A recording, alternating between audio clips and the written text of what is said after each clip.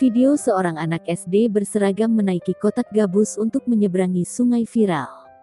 Video itu pertama kali diunggah akun TikTok @azamaulana2 pada Rabu tanggal 22 September tahun 2021. Dalam video itu memperlihatkan seorang bocah berseragam pramuka. Bocah laki-laki itu menaiki kotak gabus yang hanya muat untuk dirinya saja. Tangannya mendayung di air supaya kotak gabus itu bisa terus mengapung di atas air. Seorang anak kecil yang mau berangkat sekolah dengan naik busa karena tidak akses jembatan.